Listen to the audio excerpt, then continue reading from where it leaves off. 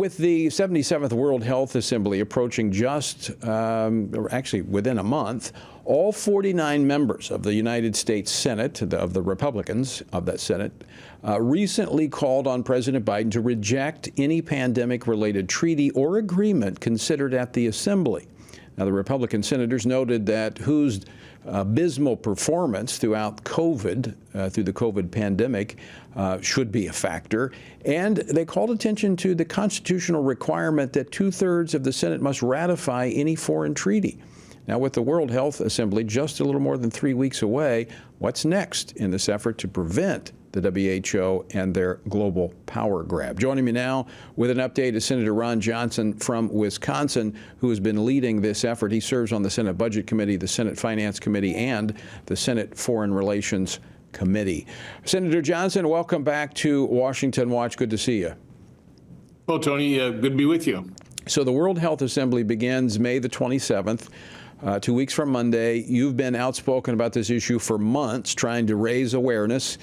You sent a letter with all of the Republicans to the president, calling on them to withdraw the U.S. from any consideration of two measures that are being looked at there and voted upon. Explain that to our viewers and listeners.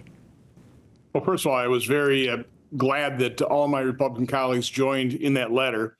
Earlier, I had led an effort on an amendment vote to deem any agreement that Biden enters into with the World Health Organization a treaty. Every Republican senator, except for the one sponsor of the bill, didn't want that as a poison pill amendment, voted in favor of that. So, unfortunately, it became a partisan issue.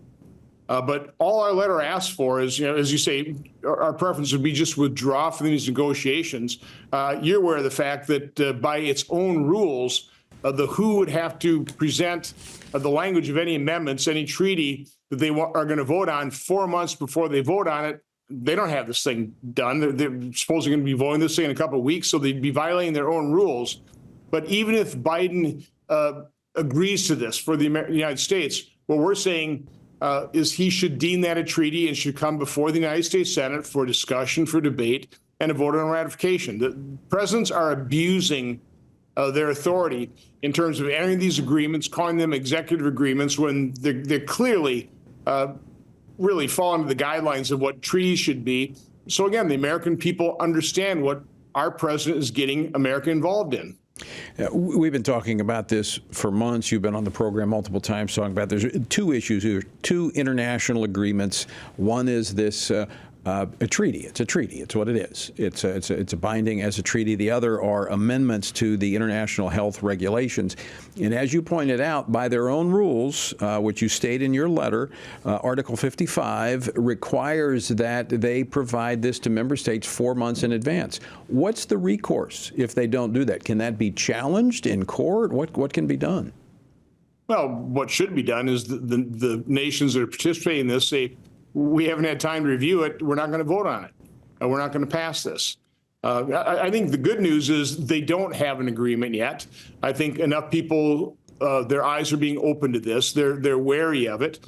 And so hopefully just enough nations will just agree that this is not a good idea and just end this process for good. So you think there is a possibility that this could be derailed because of growing awareness and the fact that the WHO has not operated according to their own set guidelines? Yes. I mean, I give a fair amount of credit to people like you and the Sovereignty Coalition. This is happening around the world.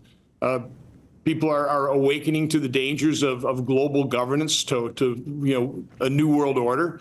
They're certainly aware of the fact that our response to COVID, engineered certainly in part by the World Health Organization, let's face it, is the World Health Organization that gave cover to China. So we still don't know exactly. We don't have the hard evidence in terms of where the coronavirus actually initiated. I think it probably was man-made, probably from a lab in Wuhan. But again, there's corruption. The Chinese exert way too much influence on the World Health Organization. Why would we want China's influence dictating American actions or other nations' actions as well? So, I'm hopeful that awareness will just defeat this thing. It's a really good point that you bring out, Senator, about China's connection here and the performance of WHO during the COVID-19 pandemic. It was dismal. Why do we expect him to do any differently by giving them more power, but yet we've seen no reform on their behalf? Particularly when we're talking about individuals' own personal health autonomy. That's what's at stake here.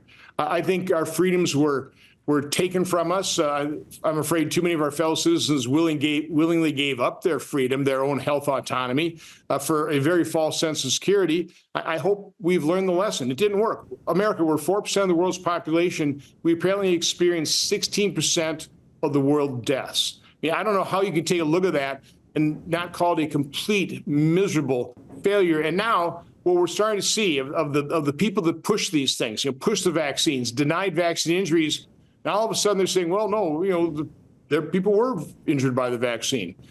So I'm calling those limited hangouts. They're going to admit to just enough so they don't look completely ridiculous, but not enough to make sure that we hold them fully accountable. That's what we need to do. Now, Senator Johnson, I know you just have a few minutes. You got to head out, but I want to ask you this question. The Biden administration has been working on this treaty, apparently keeping it under the radar.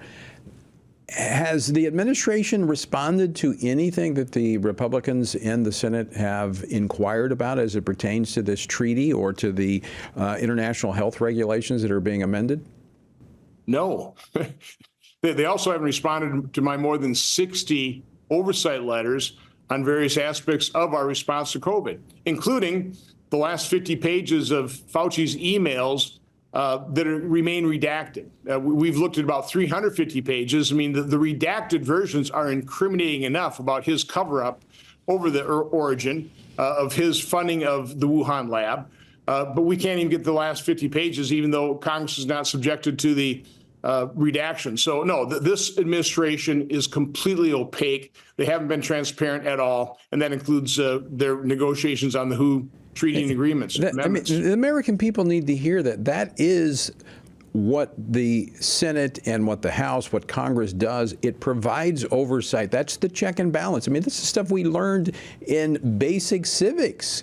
That is the role of Congress, but yet you're being blocked. I mean, this is outrageous.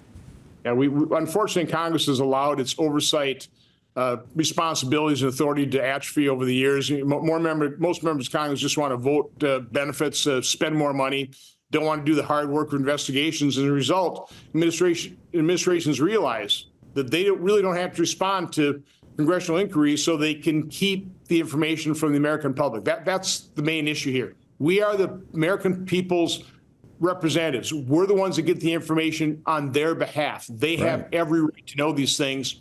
The administration is not, respecting that right to know. Right. I mean, that's what a representative form of government's all about. Final question for you, Senator Ron Johnson. What can our listeners and viewers do at this point? Call up their Democrat representatives. Republicans are on board, but there's a bill in the House companion to mine that would deem this a treaty. But we need to get Democrat senators on board. We need to get Democrat House members on board, create that same kind of pressure so this becomes a bipartisan effort. There should be nothing partisan about this whatsoever. There's no partisan advantage here. We just want to maintain our own health autonomy and our national sovereignty. All right, Senator Ron Johnson, always great to have you on the program. Thanks for leading the effort. God bless.